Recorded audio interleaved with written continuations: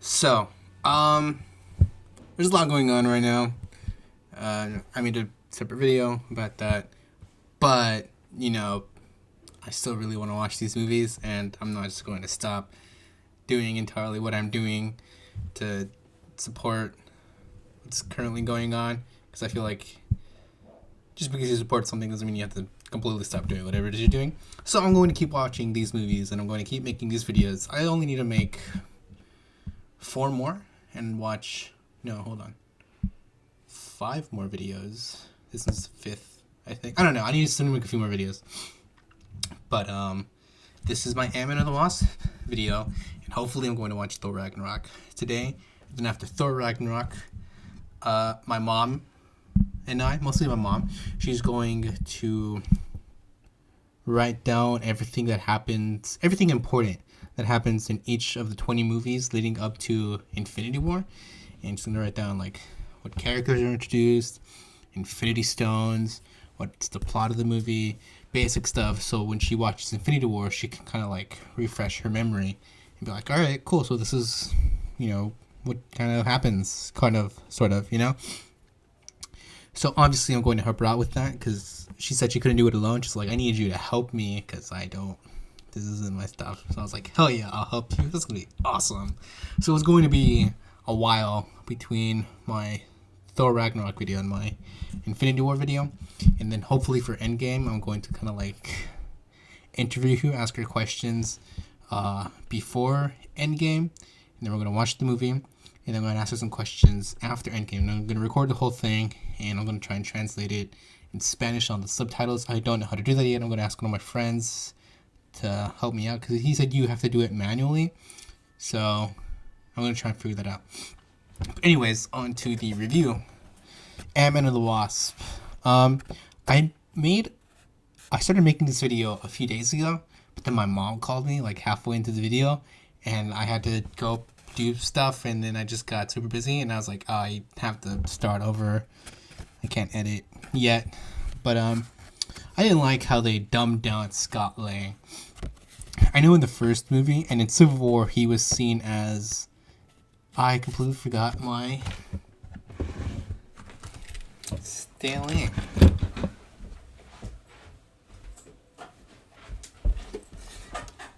Right. But okay.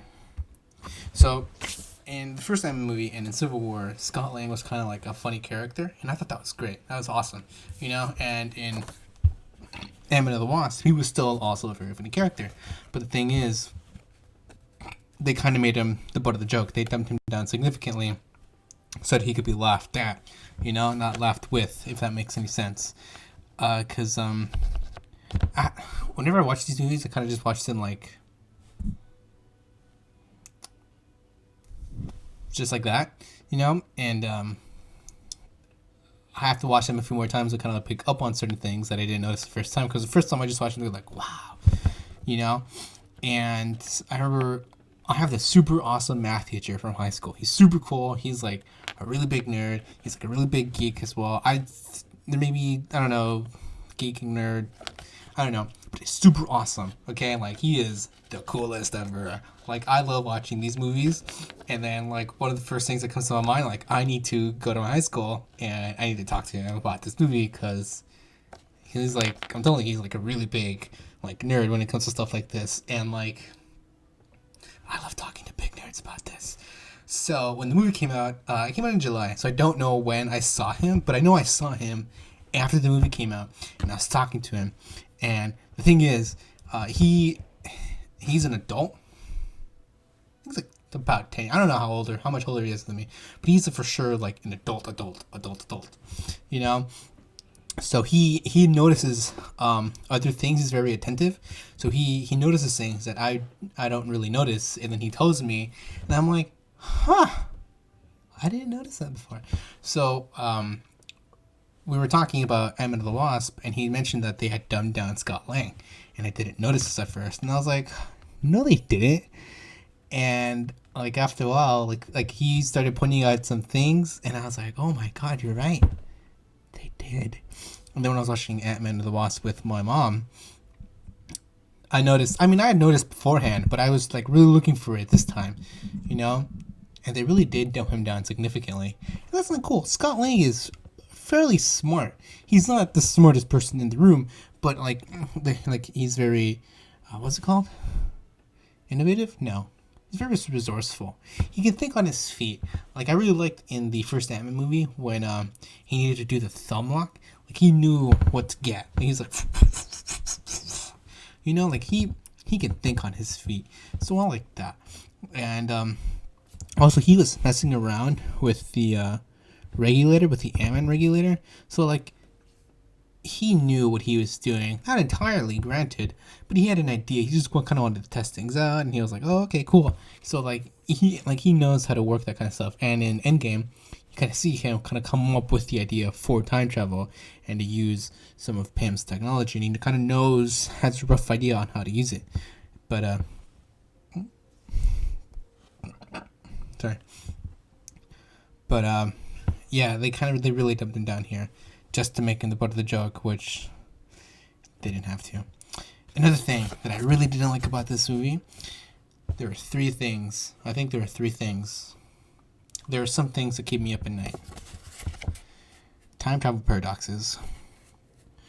The timeline to Back to the Future.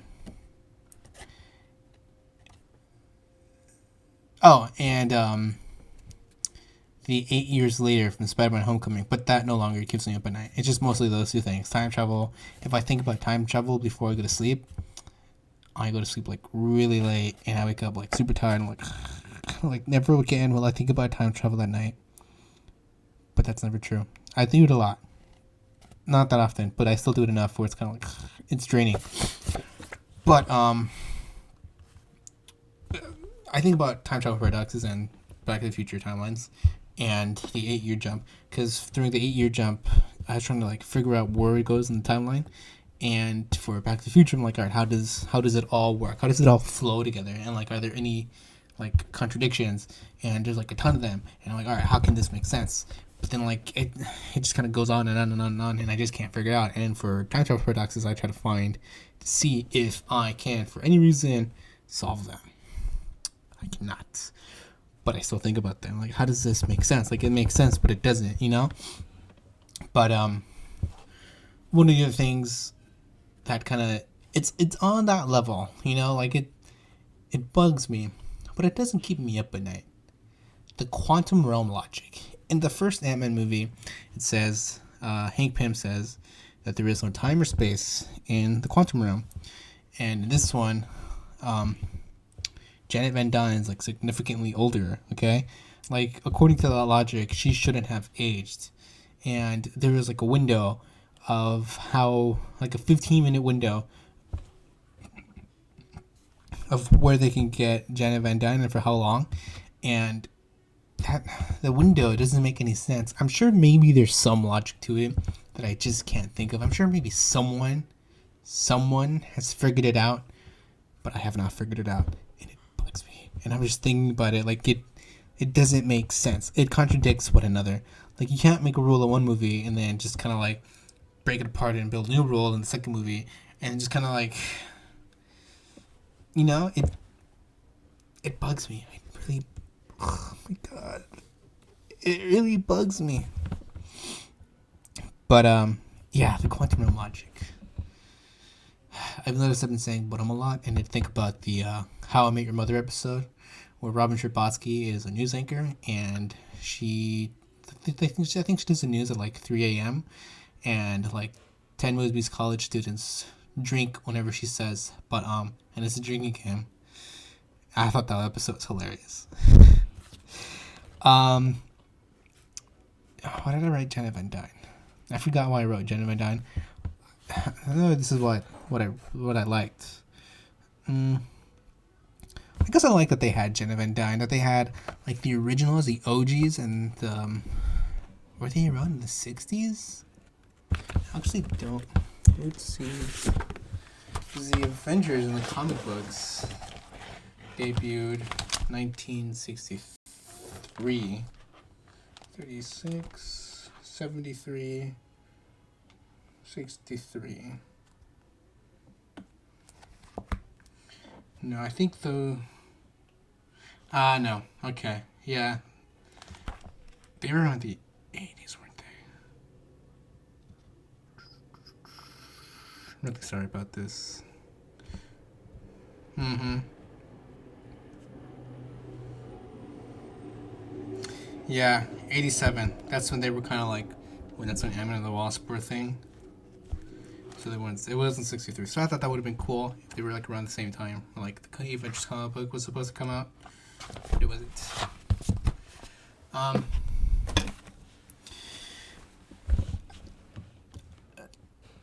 Ant-Man and the Wasp in the comics, the original ones, Hank Pym and Jenna Van Dyne, their relationship in the comics was weird. He was abusive. He had anger issues, and he would hit her. And apparently, there was some miscommunication between like the writers and the artists, and that's why he hit her. And they were like, "We have to like this isn't acceptable. We have to figure out like how to permit this sort of, you know." Ant-Man was kicked off of the Avengers. The Avengers found out and they kicked him off the team. Great. And it was later explained that the reason why he was so abusive is because he had a personality disorder. And he was the villain, the Yellow Jacket. I don't know who Darren Cross is in the comics. I need to look into that. But there it is again. Yeah, I really like how they did incorporate the originals, Hank Pym and Janet Van Dyne, because they are one of the founding members of the original Avengers team from the 1963 comic book. And it's crazy to think, like, all of the original Avengers from that comic book were in Avengers Endgame. Granted, I don't think many of them shared a scene together. Jenna Van Dyne and Hank Pym weren't, like, oh no, actually they did share a scene, like, near the end. All of them, you know? Iron Man was there too. Iron Man was dead. He wasn't there though. Well, they were all in the same movie together, you know. And what's a cool thing about it is Janet Van Dyne is the one that came up with the name The Avengers. So I think that's cool. You know, I like that, and I do like how they brought these characters back, and they just didn't ignore them. But I also do like how they kind of brought it in like a new generation. Like, hey, like, you know, these new old characters, yeah, like they weren't. Hank Pym wasn't that great. So here's this slightly better dude who is a thief. You know. He was also apparently nobody in the comics. I also really like Cassie. Cassie was adorable. I look at her and I kind of see my niece, or like how I wanted her to grow up. She's 10. Oh, Cassie's 10. My niece is 5. You know, so 5 years to see her be 10. And hopefully, you know, like hopefully in 5 years from now, I have just as good a relationship with my niece as Scott Lang does with Cassie. Because, I don't know, they're both adorable. I think they're both bright, and they kind of show promise to like the future. Like, hey, like there's a bright future ahead of them because they are bright. They were raised well. You know, they grew up with love and whatnot. Even though Scott Lang is a criminal and he was like in jail and under house arrest, you know, like it doesn't. You don't really see that. Oh, that would be really interesting to see how it kind of affects her. But there it goes again. Yeah. So I really like Cassie Lang. Adorable. Ex-Con. I really liked Ex-Con a lot. I think it's so funny how, like, ex-convicts are, like, selling security equipment. And I think that could be a good cover-up because they would know, like, what to hack and they would know, like, where to put weaknesses. But also, it's also great because since they're ex-convicts and like they break into people's houses for a living, they're like, oh, these are all your weak points. This is what we need to put to make sure it's like solid. So I thought that was awesome. Kevin Feige said that he started paving the way for the Young Avengers, which I'm really excited to see. I don't know much about them. Again, there's a lot about the comic book fandom that I do not know. It's 80 years worth of history. It's crazy, but awesome. Oakley, I think, is one. I know Cassie Lang is a Young Avenger. She is Stature. So, and there's also Iron Lad in the MCU who could be Harley. there's, I believe, one other character as well. I forgot who, but I am really looking forward and hope they do a Young Avengers because it'll be really exciting to see, and hopefully by then, like, my niece will be like a bit older and still young enough to relate to these teenage superheroes, and hopefully she'll be like, you know what, I want to be a superhero too. Right now, her favorite character is Captain Marvel. I'm a little upset about it because it would either be Captain America or Spider Man, but like I'm like, all right, at least it's a Marvel character, Luis is also one of the things that I really liked about the movie. I know a lot of people say Luis reminds them of me, and I get it. I see it. I'm not gonna deny it. I'm like, never. I 100% see it. Like the way he tells stories and the way I tell stories and the way I make these videos, just kind of go on and on and on and on. And sometimes there's no point to them, and I think of one thing, and then I start telling another story, and then as I'm telling that story, another thing comes up, and then I get distracted, and I'm like, what was I like saying again? And then I go to the second story that I was saying, and not the original story, because I forgot the original story. So it's just like I see it, and I wanted to like tell a story with the song playing. I found the song. I found the song. It's so awesome. I've listened to the whole thing. I forgot how it goes because I haven't listened to it in a while. But yeah, so I see the Louise similarity. It's pretty funny. Like Louise. Oh, I'm playing. Yeah.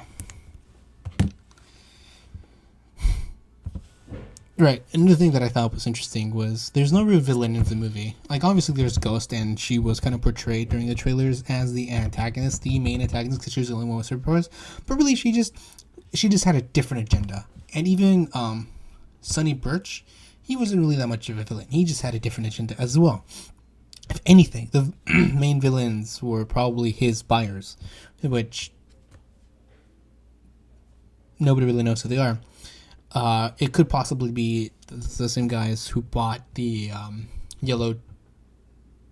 cross particles, the yellow jacket shrinking particles, Yeah, there weren't any real villains. So I thought that was really interesting, and I feel like that's not as done that often. I know they really did that in, I believe, the second season of Jessica Jones, how it seemed like there was a main villain, but then it was basically just her trying to like juggle all of this stuff going around, and I feel like that's not really done that often, and that should be done more often because it's interesting. Like how does one hero handle like all this responsibility? Like when there's no clear answer of like take that guy down and your problems are done. So I also really, this is the last thing on my list. I'm going to talk about my mom. My mom's thing is really short because I kind of forgot a lot of what she said because we saw this movie a week ago and so much has happened in a week. It's crazy. The car chase. The car chase was so cool. I think it's really cool when like movies just say, you know what, F it, let's go nuts. And they use like their one gimmick and they use it like crazy. Like with Doctor Strange, their one gimmick was moving forward and backward time. And they're just like, you know what? F it. Let's just go nuts. And they did go nuts. And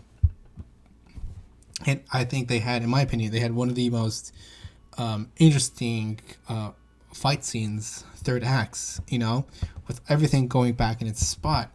And everyone using that to their advantage. So I thought that was great and awesome, And with Antman and the Wasp, the car chase was also one of its things that kind of stands on its own. It's not one of my favorite third acts, but it's definitely up there, because it's a shrinking car. Like they're trying to hit it, but it just shrinks and they're kind of maneuvering their way out of it. And I thought that was so fun. And when Hope throws the Hello Kitty Pez and like makes it big, my mom was laughing so hard because it's like, think about it. As a fighting tactic, you're trying to chase down someone because they have something valuable and maybe their boss doesn't tell you what it is.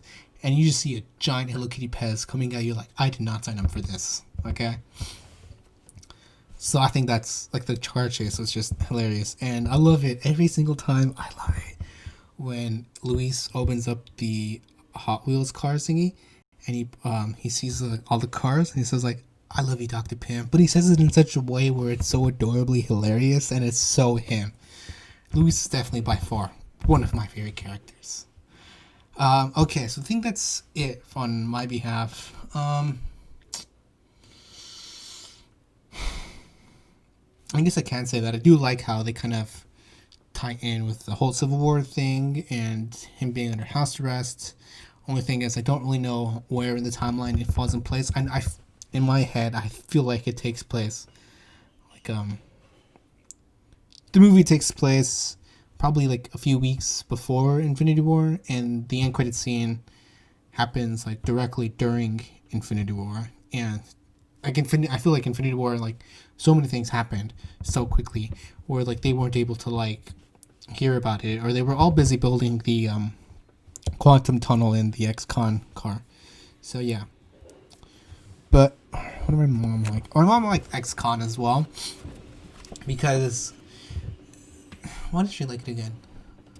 I know she brought up the vultures layer, how she thought it was great how these people are using like their criminal knowledge in use of good, and the vulture is using his criminal knowledge for use of like to get bad out there, you know. So she didn't like that. Well, she didn't like the vulture. She really liked the ex-con, how they're using their evil doings for good.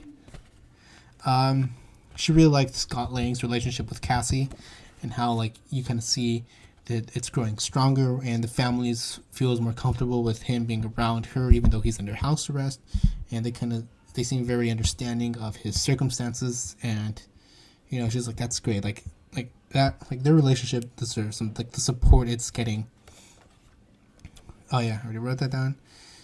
She was confused about Janet Van Dyne and her powers, and she was like, how do her powers work? And I'm like, honestly, I don't even fully know.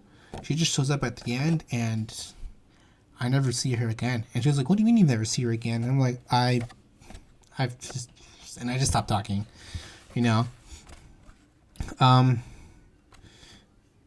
She was confused about the ghost, and how like Janet just touched her, and like she was like that, and they're like, oh, like she asked like why she wanted Janet, and why Janet was able to cure her, and like so then why, like what happened to her, and like, oh well, they're still trying to cure her because, you know, it wasn't permanent. So, you know, there was that. And the end credit scene for Antman and the Wasp is the snap. Not the snap, but it's Hank, Janet, and Hope being tested, and Scott Lang being in the quantum tunnel. And we haven't seen Infinity War yet. So I completely stopped the movie as soon as the credits were, like, as soon as the movie was over. I stopped it, and she was like, well, like, what the hell did you do that for? And I'm like, oh, the movie's over. And she's like, no, it's not. We always watch those stupid little end credit scenes at the end of the movie whenever it's done. Like, so where are they? And I'm like, oh, well, you can't watch them yet. And she's like, why not? And I'm like, oh, because it spoils another movie, and I just don't want to do that to you. And she was like, fine. So yeah. I think that's about it. Alright, I hope you like this video. Awesome, take care. Stay safe.